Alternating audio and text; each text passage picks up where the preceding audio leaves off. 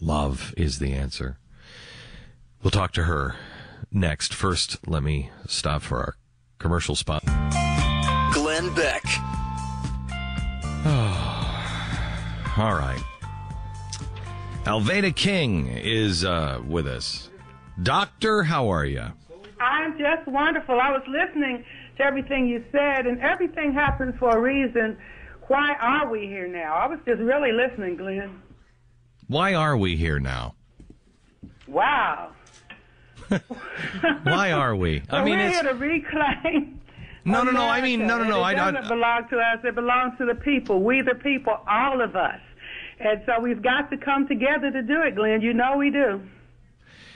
Alveda, I want to start on something personal before we get into what are you expecting tomorrow and what advice do you have?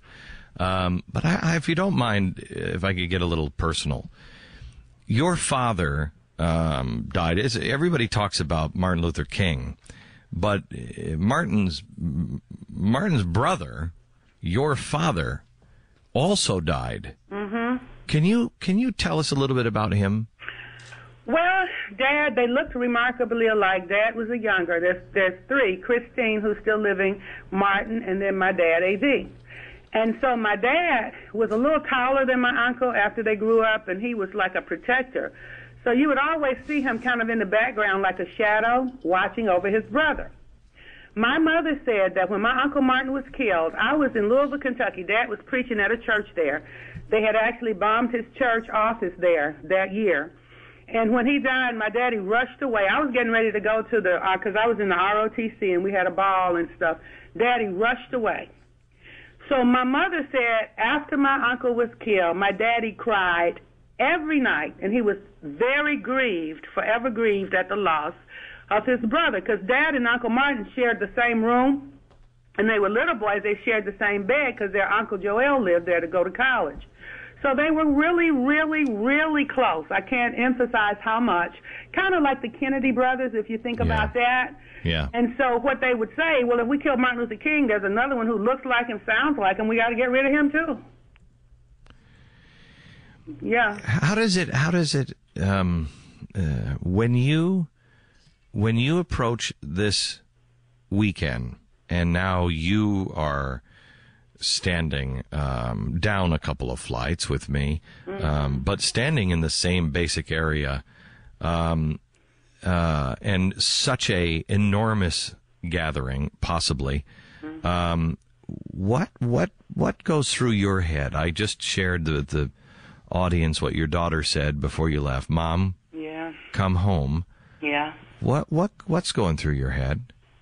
Well, when I think about my children, I used to look at Daddy and Uncle Martin on TV and be at home with Daddy King Sr. and Mama King sometimes, and we'd be watching the television, and we would always think, we want them to come home. And they did for a long time, and then one day they didn't. But as we stand there, Glenn, and this is important, and I hope everybody understands that, you're not trying to be Martin Luther King. I'm not trying to be Martin Luther King. You're Glenn. I'm Alveda. And whoever speaks tomorrow, we're all ourselves. So that's very important, and I think I'm really happy we're not standing on the same steps. I'm glad we're a few steps. Oh, yeah. I don't think I would have. I think if they would have allowed us to, nobody can speak up there now. Okay. But I think if they would have allowed us to, I don't think I would have accepted that. That just sends the wrong message. It does, and I'm glad. And so what I'm thinking about is all the people who are coming. You've been meditating on faith, on hope, on charity, on honor, honoring God first. Our neighbors, loving our neighbors as ourselves, and honoring the military giants to me, who they're not even trying to be heroes. They just want to go out and serve.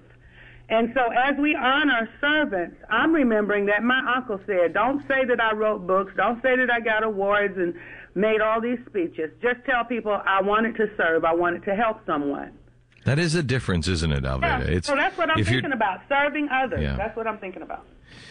Can you, if one piece of advice that you would have to give to the people that are going to attend, what would the one piece of advice be? Somebody called me, I don't know if it was yesterday or today, and they said put on the full armor, and that's the helmet of salvation, sword of the Spirit, breastplate of righteousness, girdle of truth, sandals of the gospel of peace, and the shield of faith.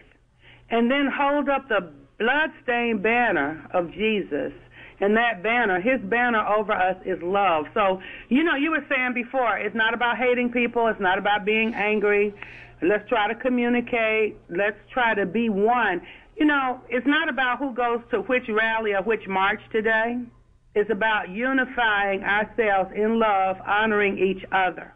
And that's the main point. So come expecting to honor, to love, to serve. That's what I want people to do. Alveda, I can't thank you enough for not ever judging me, and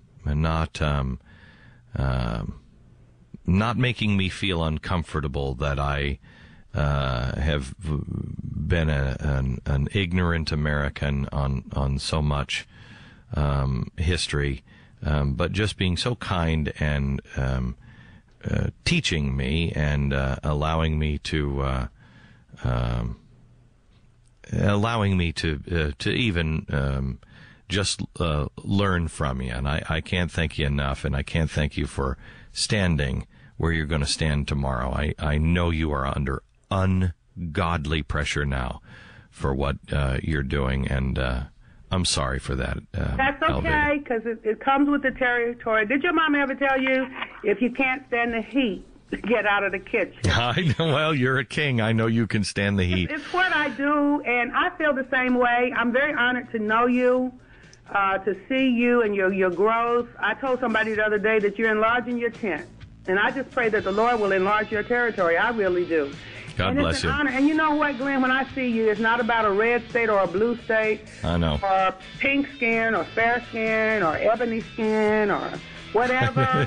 It's about character. It's about your character. And Alveda King, the name of the books, How the Dream Can Survive If We Murder the Children, and Who We Are in Christ. Available everywhere. News and views you won't get